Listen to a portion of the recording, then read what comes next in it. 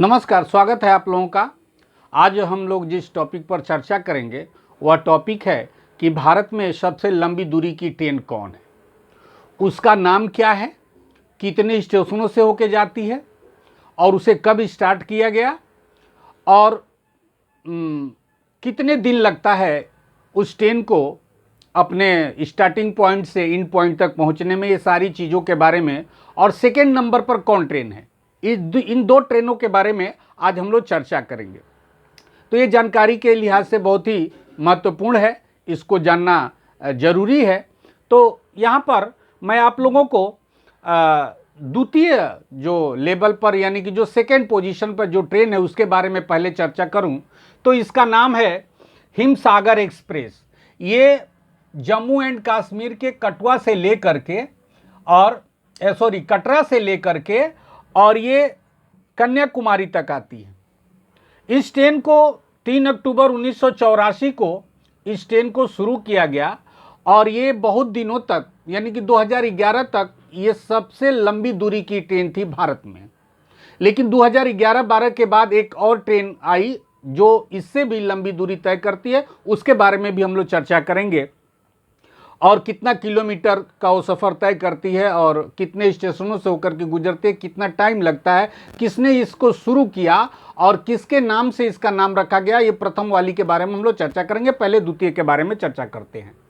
तो ये है 12 राज्यों से होकर के गुजर रही है। ये ट्रेन 12 राज्यों से होकर के गुजर रही है। आप देख सकते हैं जम्मू एंड कश्मीर, पंजाब, हरियाणा, इसके बाद न्यू दिल्ली, इसके बाद यूपी, इसके बाद राजस्थान को टच करिए थोड़ा सा, इसके बाद एमपी यानी मध्य प्रदेश, फिर ये आ जा रही है आपका महाराष्ट्र में, महाराष्ट्र के बाद से आ रही है तेलंगाना, तेलंगाना के बाद से आंध्र प्रदेश, आंध्र प्रदेश के बाद से तमिलनाडु, फिर केरला होते हुए तमिलनाडु में यहाँ पर आकर के कन्याकुमारी में एंड कर रही है।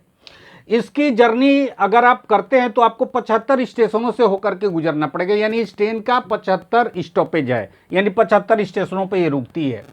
इस ट्रेन के सफ़र में आपको 71 घंटे 40 मिनट का समय लगता है। अगर आप यहाँ से कटरा से और कन्याकुमारी तक का सफ़र कर रहे हैं तो यहाँ पर 71 घंटे 40 मिनट का आपको समय लगेगा। यह ट्रेन 3782 किलोमीटर की दूरी तय करती है, 3782 किलोमीटर की दूरी तय करती है और ये कटरा से कन्याकुमारी जाने में इसको 4 दिन का समय लगता है। इसको 4 दिन का समय लगता है। आप यहाँ पर देख सकते हैं। अब मैं आपको जो प्रमुख स्टेशन हैं उनके बारे में आप लोगों को मैं बताऊं तो जम्मू एंड कश्मीर में ये तो बहुत सारे स्टेशन हैं, लगभग 75, लेकिन 75 स्टेशन यहाँ पर लिखना संभव नहीं है, इसलिए मैंने कुछ प्रमुख स्टेशनों के नाम यहाँ पर लिखे हैं। कटरा, कटरा के बाद से जम्मू तवी, जम्मू तवी के बाद से पठानकोट, इसके बाद आपका लुधियाना, लुधियाना ये सब पंजाब में पड़ रहा है।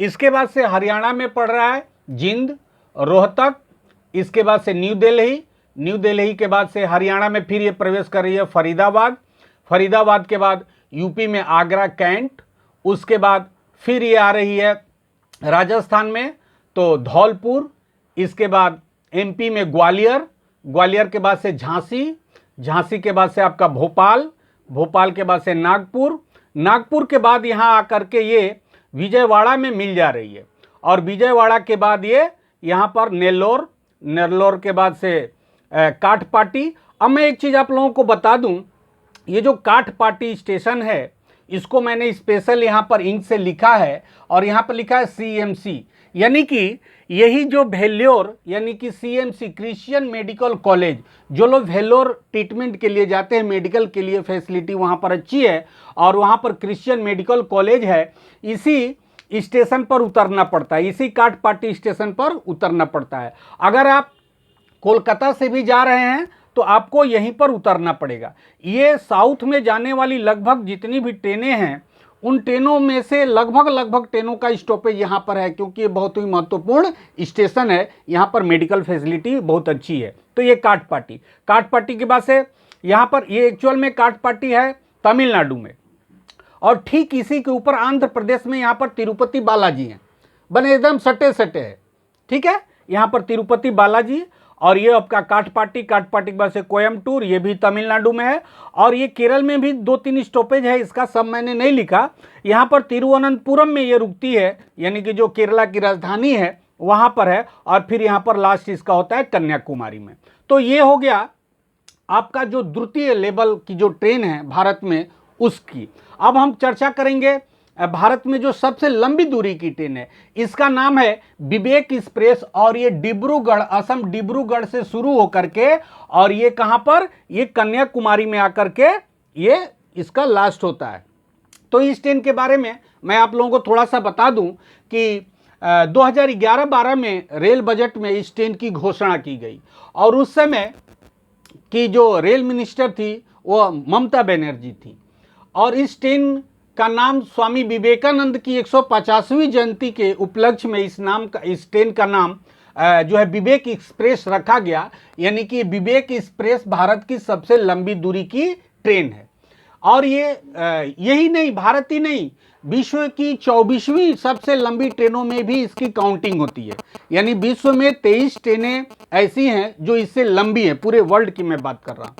और ये साप्ताहिक ट्रेन है, ये भी एक साप्ताहिक ट्रेन है, यानी कि हिमसागर भी एक साप्ताहिक ट्रेन है। सप्ताह में एक दिन इधर से चलेगी और एक दिन इधर से चलेगी, साप्ताहिक ट्रेन है। और इस ट्रेन में अगर आप सफ़र कर रहे हैं डिब्रूगढ़ से लेकर के कन्याकुमारी तक, तो इसमें आपको 74 घंटे और 35 मिनट का समय लगेगा। यह ट्रेन 4247.6 किलोमीटर, यानी कि 4247.6 किलोमीटर का ये सफ़र पूरा करती है, और ये 58 स्टेशनों पर रुकती है, और इसको इस ट्रेन से यात्रा करने में 5 दिन लगते हैं।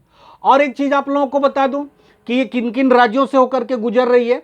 तो ये देखिए, यहाँ पर असम है, असम में डिब्रूगढ़, तिनसुकिया, इसके बाद से पश्चिम बंगाल में आई है आपका जलपाईगुड़ी, जलपाईगुड़ी के बाद से मालदा, यहाँ पर ये बिहार में भी घुसती है, किशनगंज है यहाँ पर, और यहाँ झारखंड में भी ये घुसती है, थोड़ा सा बॉर्डर को टच कर रही है, लेकिन इसका स्टॉपेज यहाँ नहीं है।